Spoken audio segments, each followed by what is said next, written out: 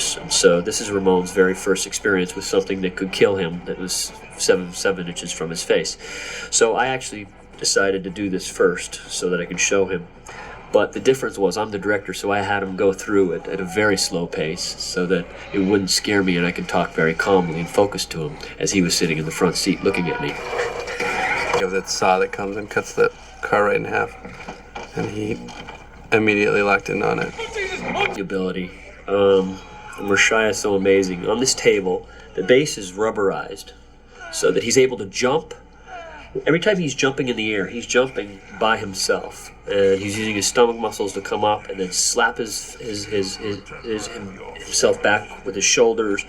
And he had to pretend that these things were grabbing him on either arm and pinning him down. I mean, it's a really intense. And then he would grab and he would hold. It was a very physical thing for any actor to do, and he was doing it quite well. And obviously, when the doctor starts examining him, the robot, the doctor, to pull his nose and to pull open his lips, and then we were able to digitally attach arms to the different movements that Shai was doing. Again, you were really able to make these robots and holding open the mouth and crawling in his mouth and nose. We'd give him a count. I had him piercing into his brain and going up, I guess, as close as possible. I don't know. There's a whole aesthetic that's organic, even in the ship with the. Can't tell what I think of it. I modeled the doctor after Joseph Mengele. I think you like the idea of him being like a. So yeah. Does he have his own memories in his mind? He has the wisdom, the information, and the language and the history of the cube within him. Them and the knowledge of the cube will lead them to what they need in the third act. Is what? The matrix of leadership. These are like, and they ripped off the Matrix, even though. Oh, just because of the word the Matrix, yeah. Even though the Matrix of leadership was around long before the Matrix, everybody. You got the Matrix of leadership. Yeah. The idea of it being it was a late edition as well in post. That the idea that taking Sam was not only the information they needed in his brain, but it's a trap for Optimus. Mm-hmm. And that is a way to, even though we didn't have time to spend as much time between Optimus and Sam as we would like for character purposes, you connect them and sort of imply their friendship through the bad guy's plan. You know, Optimus is here fighting because of Sam. An action scene like this, we scouted this forest in New Mexico, owned by a tribe. It gave into the forest that we were able to destroy about 12 trees, but we replanted about 6,000. It's a service that you pay for, a reforestation service. As being an animal lover and nature lover, it was quite hard to see us dynamite a few of these trees. So we tried to pick the sicker of the batch, and ones where they were going to make a road.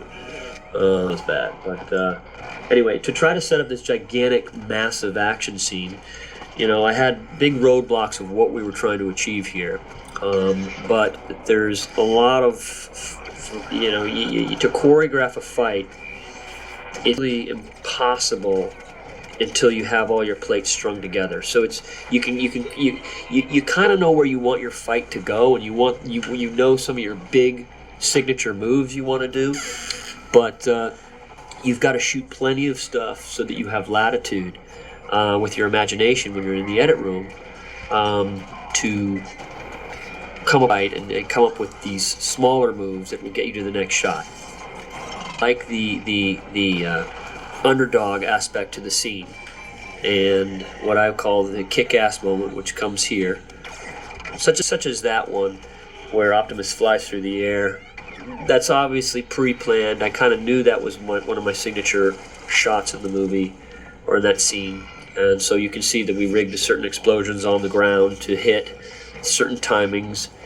It's sometimes as simple as to know with the camera, for a camera operator, sometimes I'm operating, to have just a small little sandbag or a small tennis ball, where you throw it up and you use the gravity to see how fast something is going to fall down, so that you can follow it, so that it's you can count out how long something's going to fall, like a second count.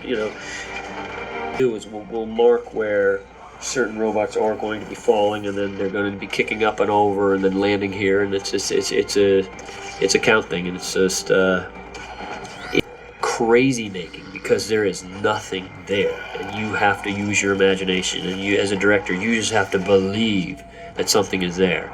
When I operate through the monitor, or I'm watching the monitor, or I'm operating, I pretend I am seeing them, and sometimes it's so much more helpful to even just have a cardboard cutout, or we had this blue head that was basically the life size of Optimus.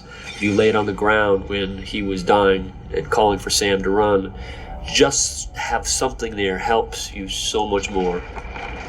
Shot with IMAX cameras, which are spherical lenses, and it uses 70mm film, which is about twice the size of 35mm. Gives you more of a square image, which is much more on top and bottom. And the whole theory of IMAX screens is to immerse you into the experience because it's filling your periphery vision.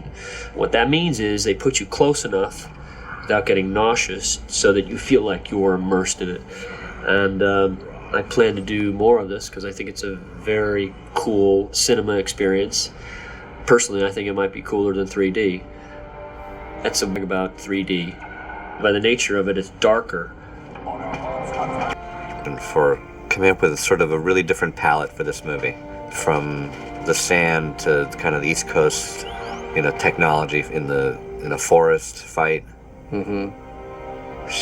At night, sort of a difference from LA. And then, of course, we'll get to each of three. During the movie, this question of, well, where the hell is he and what's he doing, it really came home to roost. You could feel that there was a very strange lack of presence for a movie that was literally, that had titled after the bad guy. Like, where the hell is he? He's not around. And we were stuck with this kind of question of what we were gonna do about it, because it had not been built into the writing at the script level, which was our fault. And this again is another advantage of being able to do so much rewriting on these movies, because the robots are not actually in the scenes. It struck us that, in fact, maybe there was a way to tie it into Optimus Prime, and that the reason that the Fallen could not return to Earth is because he could only be defeated by a Prime, based on the mythology. And as long as Optimus was still alive, the Fallen could not return. So suddenly that organizing principle became kind of a good drive. And recutting the movie around the idea, rewriting all those scenes to include this idea, and it set up the ending too, and that if you've got a bad guy who clearly nobody can defeat, the only way to get him defeated is by resurrecting Optimus Prime. So it actually dovetailed to the other reason why we wanted to tell the story in the first place. And it was just something we found in post. These movies are very important. Where are we? We're at the midpoint. 2 hours. Yeah, no. We knew that the midpoint of the movie was, Optimus dies and the Decepticons reveal themselves and look for the boy. And whereas the first movie, the events of the fact that there are sentient alien robots on Earth is essentially kept secret thanks to the blackout of the news, and nothing was working.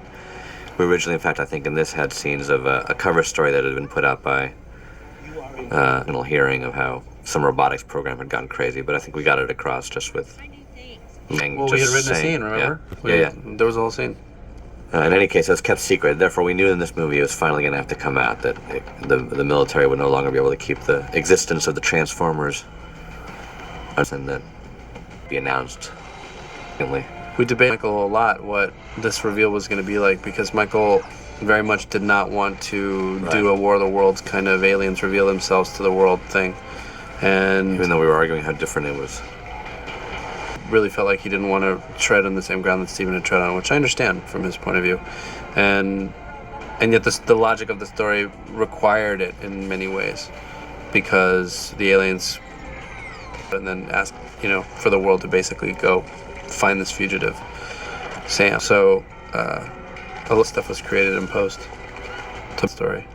Originally it was Megatron who the television screens, right? And then we actually had him know this will be the moment where the Fallen actually arrives. This was originally, it had always been written as we come around the other side of the supercarrier to reveal Megatron. Right. And then when we